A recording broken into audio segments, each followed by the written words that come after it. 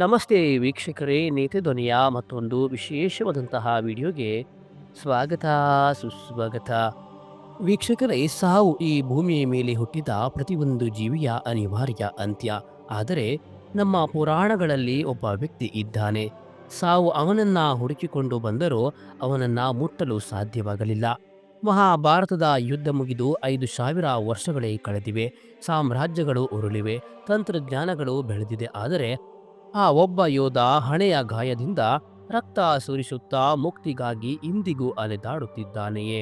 ಇಂದಿನ ಈ ವಿಡಿಯೋದಲ್ಲಿ ಮಹಾಭಾರತದ ಅತ್ಯಂತ ಶಾಪಗ್ರಸ್ತ ಮತ್ತು ನಿಗೂಢ ಪಾತ್ರದ ಜಾಡು ಹಿಡಿಯೋಣ.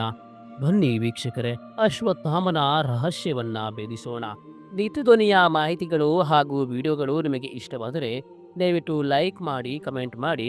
ಹಾಗೆ ಇದುವರೆಗೆ ನೀವು ನಮ್ಮ ಚಾನಲ್ ಸಬ್ಸ್ಕ್ರೈಬ್ ಮಾಡಿಕೊಳ್ಳದಿದ್ದರೆ ಈ ಕೂಡಲೇ ಸಬ್ಸ್ಕ್ರೈಬ್ ಮಾಡಿಕೊಳ್ಳಿ, ಸಪೋರ್ಟ್ ಮಾಡಿ. ವೀಕ್ಷಕರೇ, ಅಶ್ವತ್ಥಾಮ ಸಾಮಾನ್ಯ ಮನುಷ್ಯನಲ್ಲ. ಇವನು ಗುರು ದ್ರೋಣಾಚಾರ್ಯರ ಮಗ. ಹುಟ್ಟಿದಾಗ ಕುದುರೆಯಂತೆ ಅತ್ತಿದ್ದರಿಂದ ಇವನಿಗೆ ಅಶ್ವತ್ಥಾಮ ಎಂದು ಹೆಸರಿಟ್ಟರು. ಇವನ ಹುಟ್ಟುವಾಗಲೇ ಹಣೆಯ ಮೇಲೆ ಒಂದು ದಿವ್ಯವಾದ ಮಣಿಯೊಂದಿಗೆ ಹುಟ್ಟಿದನು. ಆ ಮಣಿ ಇರುವವರೆಗೂ ಅವನಿಗೆ ಹಸಿವು, ಬಾಯಾರಿಕೆ, ರೋಗ ಅಥವಾ ಶಸ್ತ್ರಾಸ್ತ್ರಗಳ ಭಯವಿರಲಿಲ್ಲ. ಅವನು ಸಾಕ್ಷಾತ್ ಶಿವನ ಅಂಶ ಎಂದು ಹೇಳಲಾಗುತ್ತದೆ. ಮಹಾಭಾರತದ ಯುದ್ಧದಲ್ಲಿ ಪಾಂಡವರ ಸೇನೆಯನ್ನ ಧೂಳೀಪಟ ಮಾಡಿದ ವೀರ ಇವನೇ. ವೀಕ್ಷಕರೇ, ಆದರೆ ವಿಧಿಯ ಆಟವೇ ಬೇರೆ ಇತ್ತು. ಒಂದು ತಪ್ಪು, ಕೇವಲ ಒಂದೇ ಒಂದು ತಪ್ಪು ಅವನನ್ನ ಯುಗಗಳವರೆಗೆ ನೆರಳುವಂತೆ ಮಾಡಿತ್ತು. ಆ ತಪ್ಪಾದರೂ ಯಾವುದು ಎಂದು ನೋಡೋದಾದರೆ, ಕುರುಕ್ಷೇತ್ರ ಯುದ್ಧದ ಕೊನೆಯ ರಾತ್ರಿ ದುರ್ಯೋಧನನ ಸಾವಿನ ಸೇಡು ತೀರಿಸಿಕೊಳ್ಳಲು ಅಶ್ವತ್ಥಾಮ ಪಾಂಡವರ ಶಿಬಿರಕ್ಕೆ ನುಗ್ಗುತ್ತಾನೆ. ನಿದ್ರೆಯಲ್ಲಿದ್ದ ದ್ರೌಪದಿಯ 5 ಮಕ್ಕಳನ್ನ ಪಾಂಡವರೆಂದು ಭಾವಿಸಿ ಕೊಂದು ಹಾಕುತ್ತಾನೆ. ಅಷ್ಟೇ ಅಲ್ಲ ವೀಕ್ಷಕರೇ, ಅಭಿಮನ್ಯುವಿನ ಪತ್ನಿ ಉತ್ತರೆಯ ಗರ್ಭದ ಮೇಲೂ ಬ್ರಹ್ಮಾಸ್ತ್ರವನ್ನ ಪ್ರಯೋಗಿಸುತ್ತಾನೆ. ಈ ಘೋರ ಕೃತ್ಯವನ್ನ ಕಂಡ ಸಾಕ್ಷಾತ್ ಕೃಷ್ಣನೇ ಕೆರಳಿ ಕೆಂಡವಾಗುತ್ತಾನೆ. ಆಗ ಕೃಷ್ಣ ನೀಡಿದ ಆ ಶಾಪ ಇಂದಿಗೂ ಅಶ್ವತ್ಥಾಮನನ್ನ ಸುಡುತ್ತಿದೆ.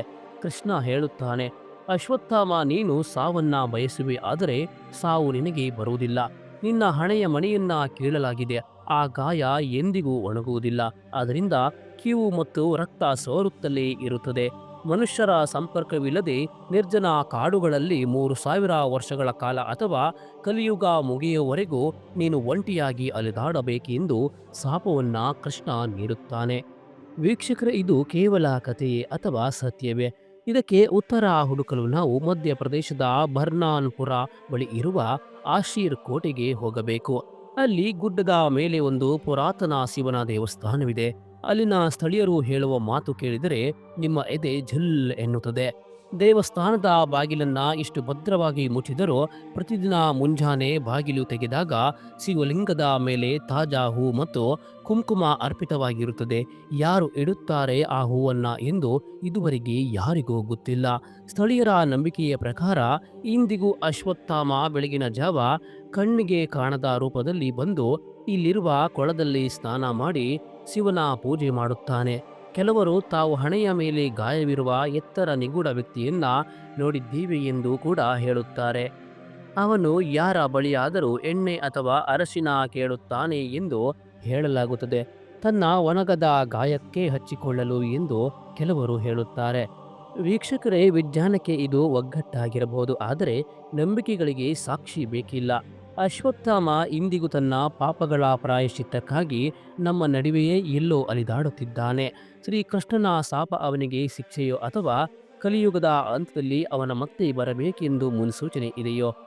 ವೀಕ್ಷಕರೇ, ಪುರಾಣಗಳ ಒಂದು ನಂಬಿಕೆಯ ಪ್ರಕಾರ ಅಶ್ವತ್ಥಾಮ ಮಾತ್ರ ಅಲ್ಲ, ಆಂಜನೇಯ ಹಾಗೂ ಉಳಿದಿರುವ ಸಪ್ತ ಚಿರಂಜೀವಿಗಳು ಕೂಡ ಕಲಿಯುಗದಲ್ಲಿ ಕಲ್ಕಿಯ ಸೇನೆಯಲ್ಲಿ ಇರುತ್ತಾರೆ ಅನ್ನುವಂಥದ್ದು ಒಂದು ನಂಬಿಕೆ ಇರುವಂಥದ್ದು.